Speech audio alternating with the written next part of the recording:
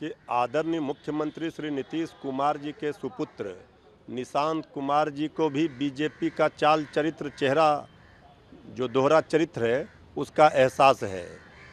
और जो हाल महाराष्ट्र में बीजेपी ने शिंदे जी के साथ किया वही आदरणीय नीतीश कुमार जी के साथ बिहार में करेगी, ये बात की सबको भनक है। तो स्वाभाविक है, वो सुपुत्र हैं, अपने पिताजी की चिंता कर रहे हैं। कल आदरणीय प्रधानमंत्री जी ने लाडला सीएम बताया, लेकिन मुख्यमंत्री नीतीश जी होंगे ये नहीं बताया और शंका बढ़ गई। तो निशांत जी को ये पता है कि आज उनके पिताजी जिनके गोद में बीजेपी आरएसएस के साथ गए हैं, वो बीजेपी उनको अब बर्दाश्त नहीं करेगी, उनको हटाएगी, पार्टी को तोड़ेगी। लेकिन 20 वर्षों से उनके पिताजी बिहार के मुख्यमंत्री हैं, सरकार में हैं, लेकिन बिहार हर मानक में, बेरोजगारी हो, गरीबी हो, सब में टॉप है, हर मानक में नीचे से फर्स्ट कर रहा है। तो बिहार के लिए कुछ किया नहीं। तो अब बिहार की जनता ये जो झूठ की भरमार, जुमलेबाजी की बौछार वाली सरकार है, डबल इंजन की नकारा निकम्मी सरकार, उसको स्वीकार करने के लिए नहीं है तैयार। अब चाहिए रोजगार नौकरी की भरमार करने वाली तेजस्वी सरकार। इसलिए इस बार बिहार में विदाई डबल इंजन सरकार की तय है। तेजस्वी सरकार आ रही है, इस एनडीए की डबल इंजन की नीति से सरकार जा रही है। निशांत की राजनीति में एंट्री को लेकर भी चर्चाएं काफी तेज है, क्या कहें? नहीं, देखिए, राजनीति में तो लोकतंत्र में, संविधान में सबको अधिकार दिया कि राजनीति में आए, समाज सेवा करें।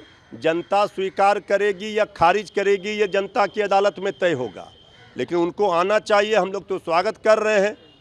तेजस्वी जी ने भाई बताया, लेकिन बीजेपी वाले नहीं आने देंगे। ये बात निशांत कुमार जी भी जानते हैं कि उनको बीजेपी अब झेलने के लिए तैयार नहीं होगी। आदरणीय नीतीश कुमार जी को जब अब हटाने का रणनीति बन चुका है तो फिर इनको कैसे झेलेगी। अब ये सोचना है निशांत कुमार जी को, उनका निर्णय क्या होता है वो समझेंगे। वो आए या नहीं आए ये उनका फैसला है। तेज प्रताप यादव ने कहा है कि आरजेडी में आ जाए। भाई देखिए, तेज प्रताप जी ने कहा कि चूंकि उनके पिताजी आदरणीय नीतीश कुमार जी और आदरणीय लालू प्रसाद जी में बड़े भाई छोटे भाई का रिश्ता है।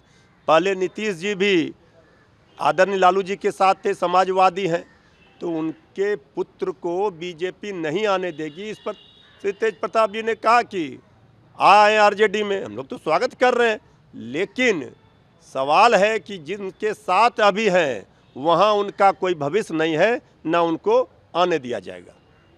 लालू प्रसाद यादव समेत तमाम जो लालू परिवार है उन पर समन जारी किया गया। चुनावी वर्ष है और ये समन कितना इफेक्ट करने जा रहा है इस चुनाव में? देखिए, जैसे जैसे बिहार में चुनाव नज़दीक आएंगे ये सब होगा, इस बात का एहसास तेजस्वी यादव जी को भी है, आदरणीय लालू प्रसाद जी के परिवार को है। सबने देखा है जिन जिन राज्यों में चुनाव होते हैं विपक्ष के साथ क्या करती है। ये कानूनी तौर पर इसका जवाब दिया जाएगा। माननीय लालू प्रसाद जी के परिवार ने सब दिन माननीय न्यायालय का सम्मान किया है, उनके फैसले पर अमल किया है। कानूनी लड़ाई भी हम लड़ेंगे, राजनीतिक लड़ाई भी लड़ेंगे, लेकिन जो हमारे विरोधी केंद्र में बैठी सरकार राजनीतिक लड़ाई आदरणीय लालू प्रसाद जी के परिवार से नहीं लड़ पा रही, तो वो भेज दे रही है आईटी, ईडी, सीबीआई, ये जांच एजेंसियों को माध्यम बनाया जा रहा है। अब इतने दलों से गठबंधन एनडीए ने किया है, बीजेपी ने, जो कहती है विश्व की सबसे बड़ी पार्टी है, इसके बाद भी हैसियत नहीं है राजनीतिक लड़ाई लड़ने की, तो जांच एजेंसियों का सहारा ले रही है। सारे चीज़ों का हिसाब किताब जनता की अदालत में चुकाना होगा विरोधियों को। हम न्यायालय के फैसले पर कोई टीका टिप्पणी नहीं, उसका कानूनी तौर पर जवाब दिया जाएगा। लेकिन ये तो स्पष्ट दिख रहा है कि बीजेपी अभी चुनाव से पहले ही इस तरह से घेरने का प्रयास करेगी। अब तो वीडियो भी वायरल हो रहा है, वो तो हार स्वीकार कर रहे हैं, तेजस्वी जी पर बोल नहीं पा रहे हैं। एक वीडियो का आपने जिक्र किया, तो वीडियो के बारे में पूछते हैं। वीडियो वायरल हो रहा है जिसमें कहा जा रहा है लालू जी पे बोले, लेकिन तो ये स्पष्ट है कि तेजस्वी यादव जी ने जो काम कर दिखाया है, जो जनता के दिलों में तेजस्वी यादव जी राज कर रहे हैं, जनता का आशीर्वाद प्राप्त कर रहे हैं, क्या काम करेंगे ये अपना ब्लूप्रिंट बता रहे हैं। तो बीजेपी हार मान चुकी है। इसलिए बीजेपी परसेप्शन बनाना चाहती है आदरणीय लालू प्रसाद जी के खिलाफ बोलकर। जो कैसेट पुराना रेडीमेड भाषण बीजेपी बजाती रहती है एक ही कैसेट को, तो अब घिसा पिटा कैसेट से बीजेपी आदरणीय लालू प्रसाद जी पर चाहे जितना बोले, अब जनता उसे स्वीकार नहीं करेगी। बीजेपी की करारी हार बिहार में होगी। सुनील सिंह की सदस्यता भी बरकरार कर दी गई है। देखिए, जिस तरह से हमारे पार्टी के माननीय विधान परिषद के सदस्य श्री सुनील सिंह जी की सदस्यता समाप्त की गई, सरकार ने नियम कानून को ताक पर रखकर उनकी सदस्यता ले ली और हिटलर शाही तानाशाही मनमानी का परिचय सरकार ने दिया। माननीय न्यायालय में न्याय मिला। सुनील सिंह जी फिर बिहार विधान परिषद के सदस्य होंगे, इस बात की खुशी है। हम न्यायालय में, न्याय के मंदिर में न्याय मिलता है, देर है अंधेर नहीं है, न्याय मिला है। पप्पू यादव ने कहा है कि लालू प्रसाद यादव और राजद को ये हमेशा सोचना चाहिए कि अगर बीजेपी को यहाँ से हराना है, एनडीए को हराना है, तो कांग्रेस को पूरी मजबूती के साथ रहना होगा, राजद को पूरा साथ देना होगा। देखिए, कौन किसके साथ मजबूती के साथ है, इसके लिए किसी के प्रमाण की जरूरत नहीं है। हमारा इंडिया गठबंधन सभी दल मजबूती के साथ एकजुट हैं, इंटैक्ट हैं। और सबसे बड़ी बात कि जनता साथ है, मजबूती के साथ तेजस्वी यादव जी के साथ खड़ी है। इसीलिए हमें कोई चिंता नहीं है। जनता के लिए काम करने का जो वादा है, जो मादा है, जो संकल्प है, वो तेजस्वी यादव जी पूरा करेंगे। इसलिए जनता का भरोसा विश्वास जीतेंगे।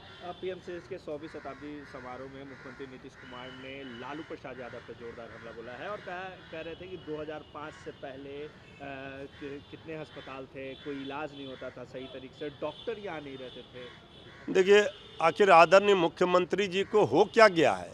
हर मंचों से 2005 के पहले बता रहे हैं कुछ था ही नहीं, तो 2005 के पहले सृष्टि ही नहीं था।